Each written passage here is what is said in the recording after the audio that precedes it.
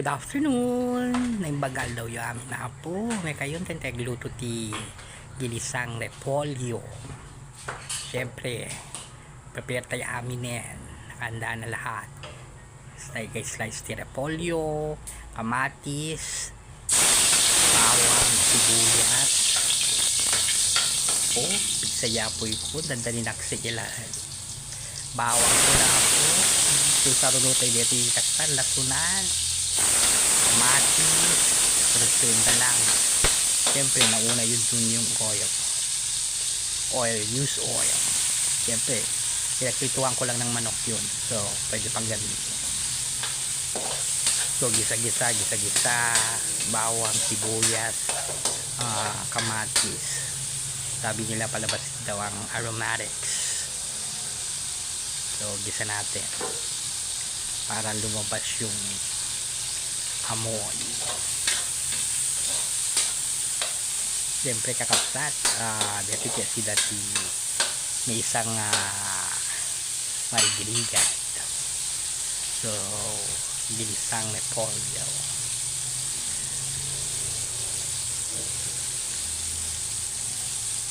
So hinugasan ko dyan yung repolyo na i-slice ko na kanina.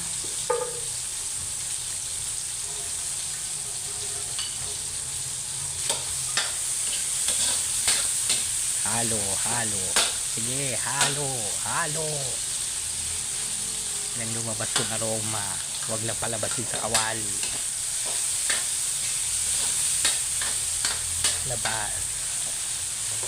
Tagal naman lumabas ng mga aroma nito.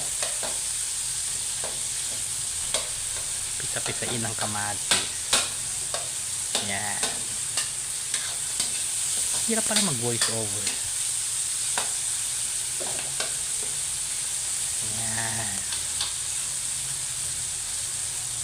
So kung nangumoy na ang kusina nyo, hawak na kusina yun, angot kamatis, bawang ken lasuna, sarunutay nga episode jay.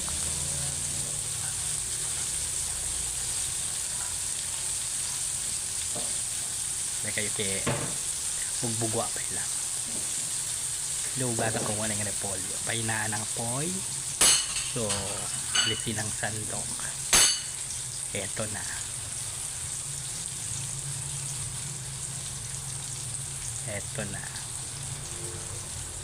Konting hitay na lang.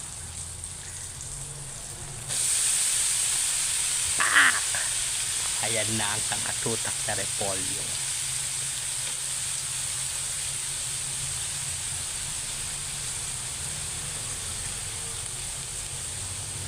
Yan. Siyempre kunin natin lahat ng repolyo, huwag mag-iwan sa pinag-anlawan.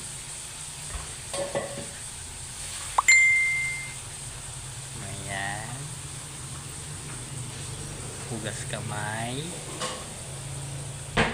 Siyempre alam yung susunod dito. Kung alam yung susunod dito, comment kayo.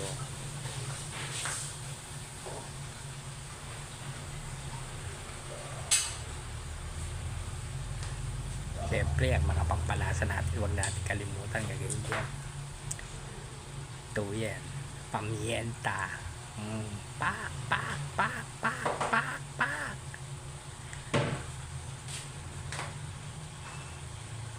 Siyempre, kata yung cube. Depende kanya yun. Ipan nyo. Kung anong gusto nyo. Chicken, shrimp, pork. It's up to you. Pampalasa rin yun. Ito, halo. Sige, halo.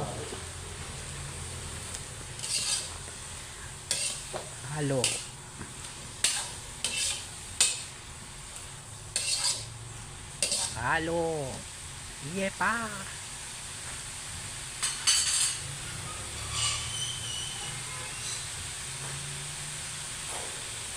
Ayan na ang sabaw. So yung nilalagay kong sabaw kakabsat kit pinagpapabor ka ti mano at yung lasa na gamin di jayan. So nandun na yung lasa. So nilagyan ko kanina yung manok na pinakuloan ko ng bawang, pamienta, asin. Yan, nilagay ko na yung nor cube. Ang ginamit ko is shrimp para mas malasa siya. Gawin kaya launa, walang sahog, so mas malasa kapag shrimp ang ilagay natin. Data na po, nandyan ang mga itlog ng buhay ko. Apat ang ilalagay ko to make it more flavorful. Siyempre, alam nyo nang gagawin sa itlog. Hindi ko na pinakitang pagbasag, baka makita niya ako. Ito na ang mga itlog. Apat yan. So, kinuha ko sa lagay ng mga itlog. Apat yan. Puting mga itlog. Eto, halo mo, Jessie. Halo mo pa. Sige.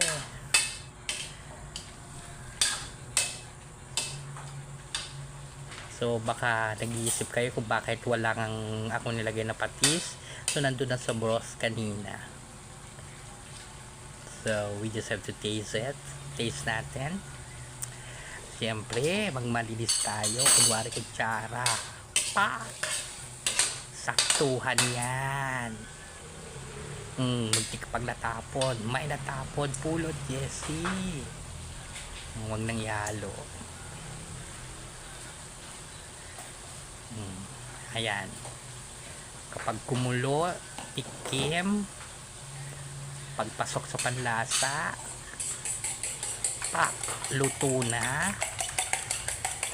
Heto na. Sige, bate. Ayan. Ilagay ang mga itlog. Simutin. Sayang. Ayan, halo.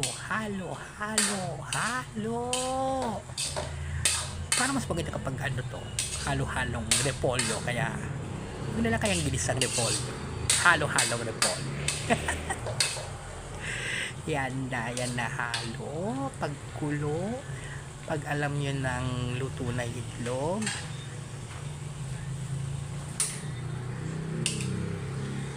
pwede lang hanguin, patayin. Heto na ang ginisang repolyo. Ala Jess. Yan na. Pak!